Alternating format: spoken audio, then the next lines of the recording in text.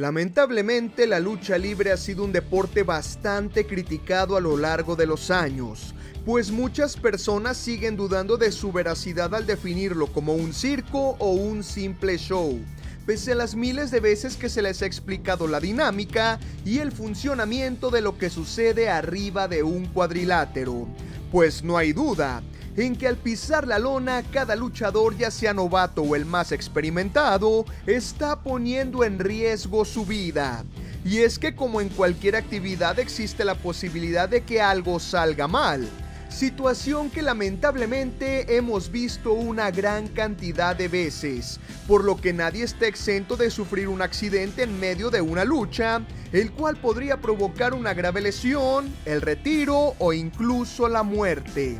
Casos hay muchos a lo largo de la historia, razón por lo cual cada uno de esos hombres o mujeres que semana a semana arriesgan la vida por nosotros merecen un respeto. Es por eso que en esta ocasión recordaremos los accidentes más impactantes que han ocurrido dentro de AAA, mismos que sin duda alguna terminaron cambiando vidas por completo.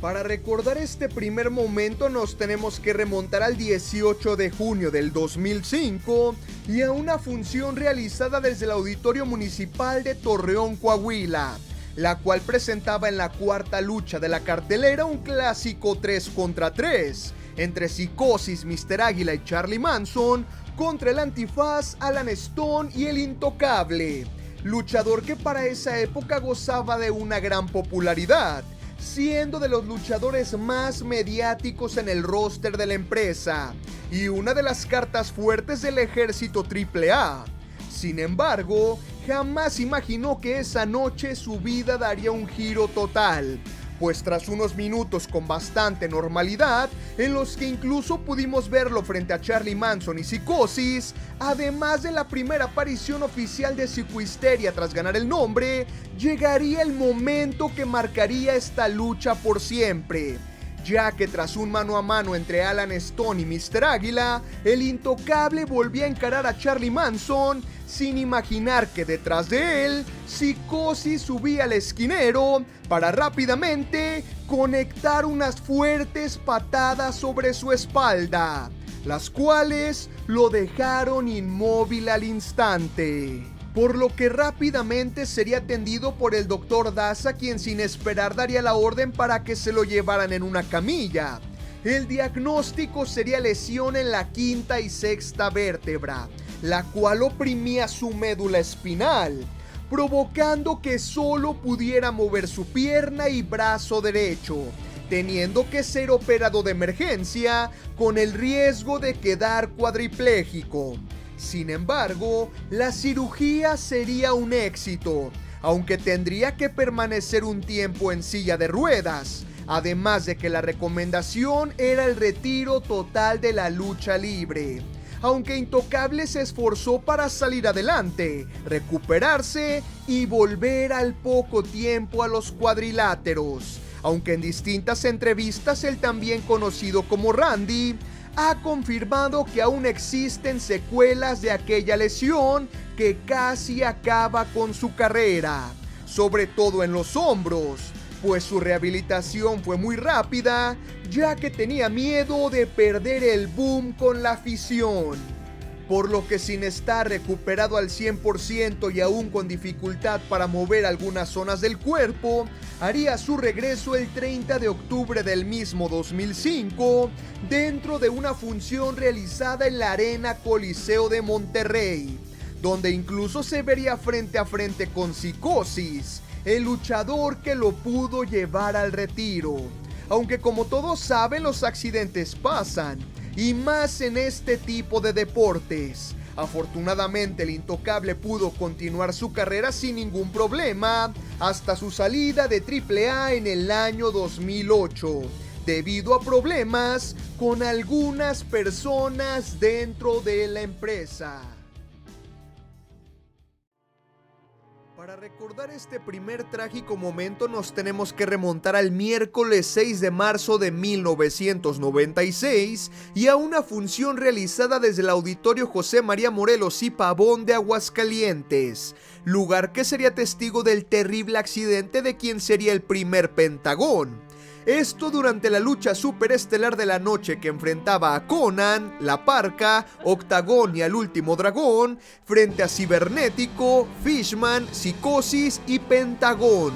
luchador que a mediados del 95 había recibido el personaje tras darle vida por poco tiempo al Santo Negro, llegando a ser un gran rudo en la época. Sin embargo, aquel miércoles 6 de marzo la vida de Jesús Andrade Salas cambiaría por completo, pues a mitad de la lucha en un juego de cuerdas sería levantado a modo de catapulta por La Parca, cayendo de muy mala manera, situación que lo llevó a quedar inconsciente sobre la lona. Aún así, La Parca intentaría levantarlo, ya que claramente no sabía lo que estaba pasando, hasta que se dieron cuenta de que algo andaba mal. Fue ahí donde de cierta manera La Parca intentó reanimarlo, pero no había respuesta de Pentagón, siendo Pepe Casas y Octagón los que se dieron cuenta que la situación ya era muy grave, por lo que enseguida llegó una camilla para llevárselo al necesitar atención médica urgente.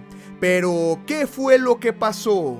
Pues verán, cuando es levantado en el aire por La Parca, Pentagón enconchó demasiado su cuello, exponiendo las cervicales, por lo que al impactar con la lona, las mismas cervicales chocaron con su médula espinal, ocasionando un paro cardiorrespiratorio que por poco le cuesta la vida. Y es que dentro de la ambulancia se le realizó RCP para reanimarlo, pero no estaba funcionando el procedimiento, por lo que al llegar a urgencias tuvieron que utilizar un desfibrilador para regresarlo a la vida. Así es, Pentagón había dejado este mundo por casi 10 minutos, reviviendo de forma milagrosa, aunque quedaría en estado de coma despertando días después, algo que se dice pudo dejarlo en estado vegetativo. Lamentablemente, esta triste situación le costaría la carrera a Jesús Andrade Salas,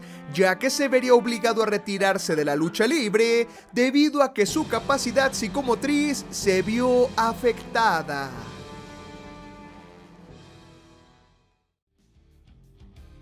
Ahora nos tenemos que remontar al viernes 30 de marzo del 2001 y al magno evento Rey de Reyes, función que dentro de su cartelera presentaba una espectacular lucha callejera eliminación por el Campeonato Nacional Atómico, la cual enfrentaba las mejores facciones del momento.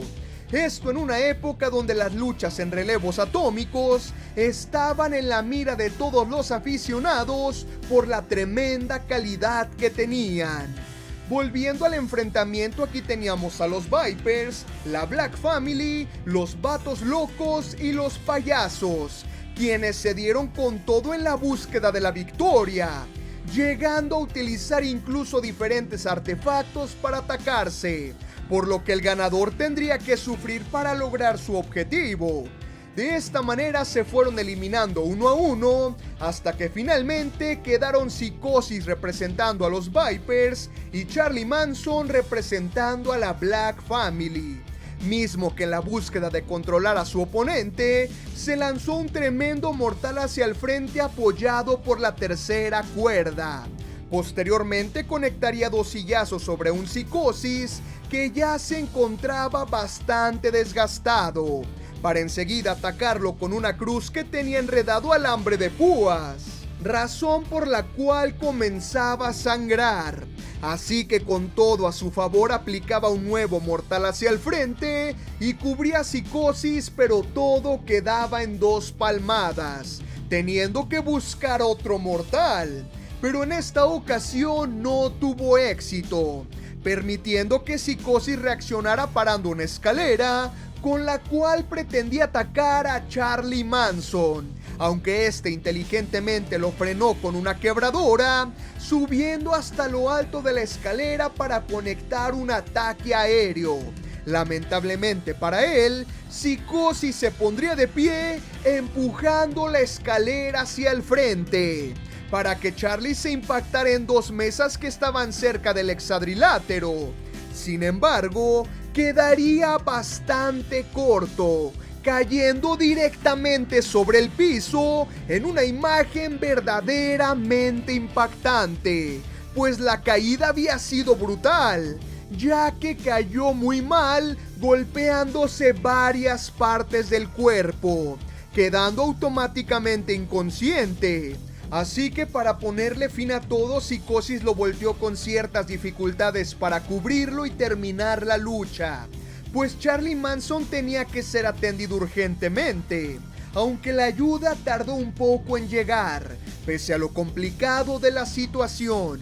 Pero finalmente se lo llevaron hacia los vestidores, aunque el panorama no se veía muy bien, ya que el integrante de la Black Family no se movía. La caída había sido desde unos 5 o 6 metros, golpeando todo su cuerpo de lleno contra el piso, razón por la cual se dice que por poco no llegaba con vida al hospital. Y es que tenía graves lesiones cervicales y el fémur roto. Además de que al día siguiente su estado de salud se complicó por una hemorragia interna en el pulmón, teniendo que estar en terapia intensiva toda una semana.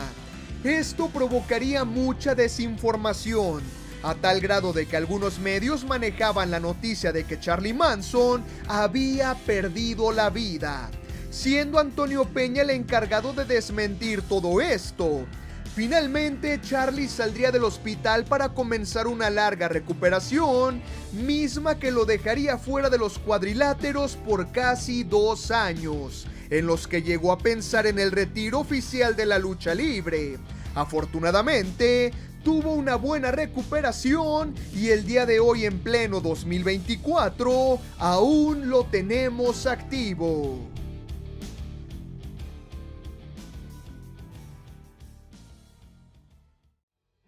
El siguiente momento es uno bastante recordado por el público de AAA, el cual ocurriría en Rey de Reyes edición 1998, desde un toreo de 4 caminos lleno hasta las lámparas, lugar que sería testigo de la muy esperada lucha en jaula entre Abismo Negro y Pentagón contra Jorge y Antonio Brennan, representantes del para ese entonces exitoso programa de Televisa Duro y Directo, los cuales gracias al gran apoyo de la afición incursionaron en la lucha libre sin saber lo que les esperaba, pues claramente fueron superados por sus rivales, mismos que no iban a entrar en su juego. Además de que, según comentó Latin Lover, luchador que se encontraba en AAA para aquel entonces, Antonio Peña le dijo a Abismo Negro y a Pentagón que tenían libertad para hacer lo que quisieran en el combate, pues los gemelos Brennan le habían faltado el respeto a la lucha libre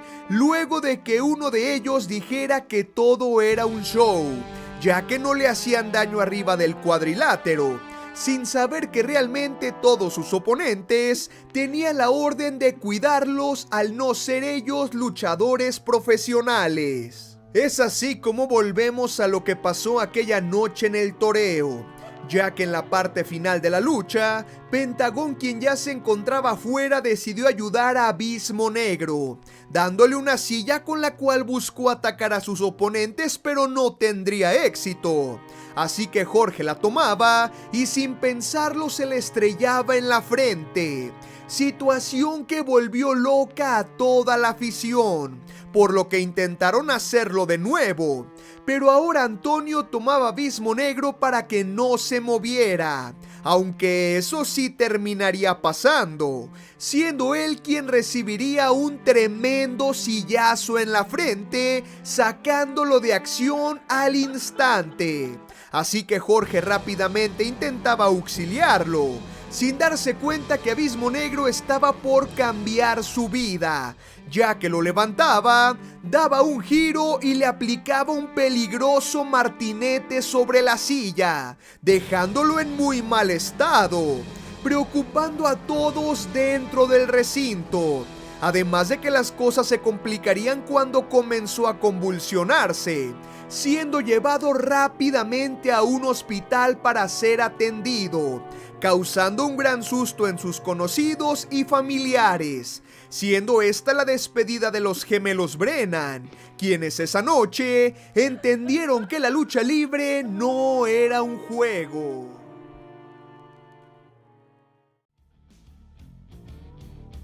Para cerrar, tenemos un momento bastante recordado por la afición.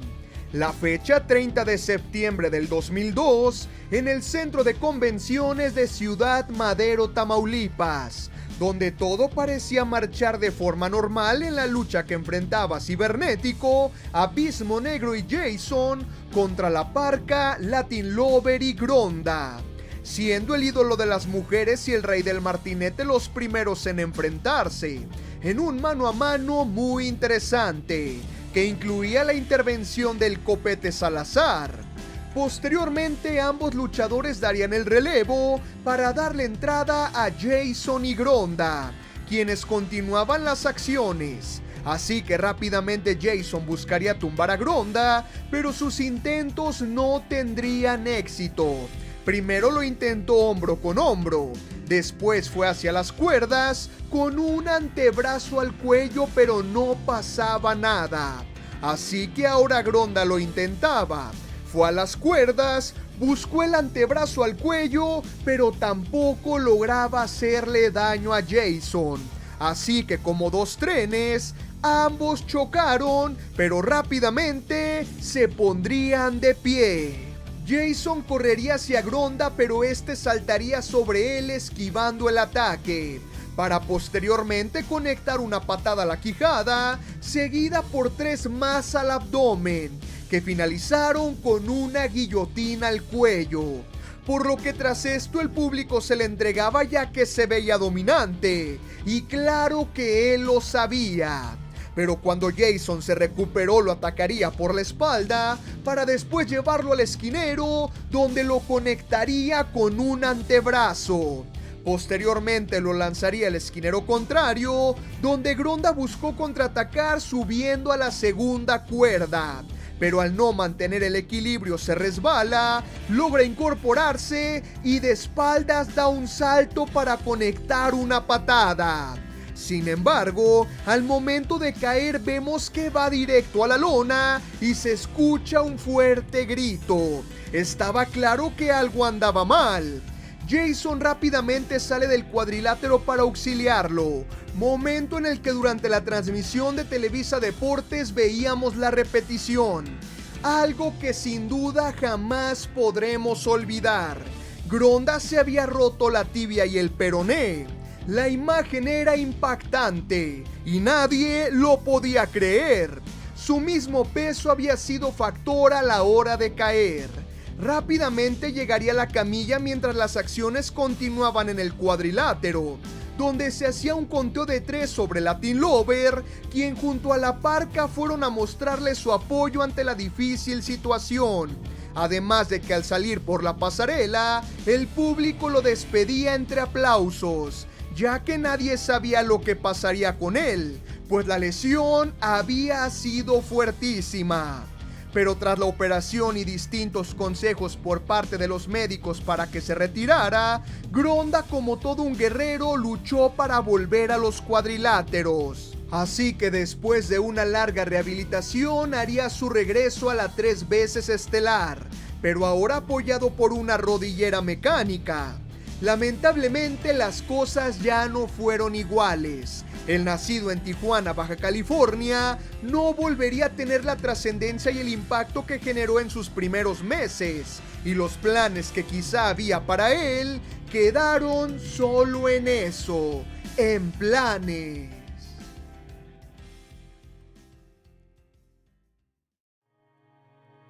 Finalmente tenemos un momento de cierta manera reciente, el cual acabaría en tragedia. Así es, estoy hablando del lamentable accidente que sufrió la Parca aquel domingo 20 de octubre del 2019 en lo que sería el 64 aniversario de la Arena Coliseo de Monterrey,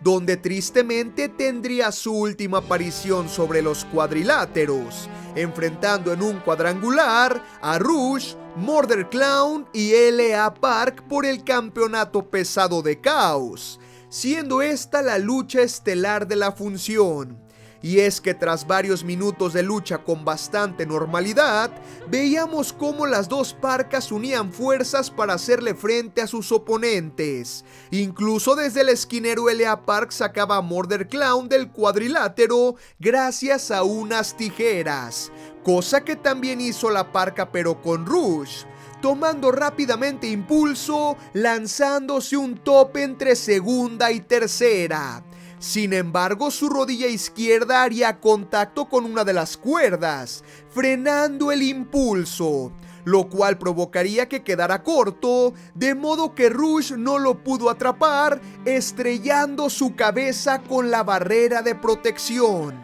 recibiendo un tremendo golpe que prácticamente lo dejó inconsciente, provocando una grave lesión en la cuarta vértebra de la médula espinal. Para esto, Rush y algunas personas cerca de ringside se dieron cuenta de la situación, yendo enseguida a auxiliarlo, a tal grado de que en segundos ya había personal de la promotora junto a él, además de un paramédico.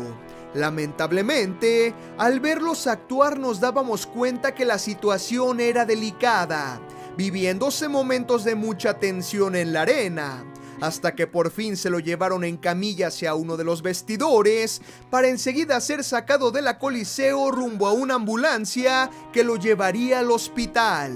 Esto en imágenes muy tristes, donde se podía ver a los paramédicos y a la gente de Caos actuar de forma acelerada, mientras Fabi Apache lo acompañaba. Para esto la Parca tenía una toalla en la cabeza, pues como ha contado la misma Fabi Apache, él le mencionó que no podía respirar, razón por la cual le quitó la máscara. La Parca sería llevado al hospital siendo operado de emergencia para después ingresar a cuidados intensivos. Lamentablemente, el 11 de enero del 2020, Jesús Alfonso Escobosa perdería la vida en Hermosillo, Sonora, a la edad de 54 años, debido a complicaciones renales y pulmonares, derivados de una cirugía, quedando este domingo 20 de octubre del 2019 como la última vez que vimos al máximo estandarte de AAA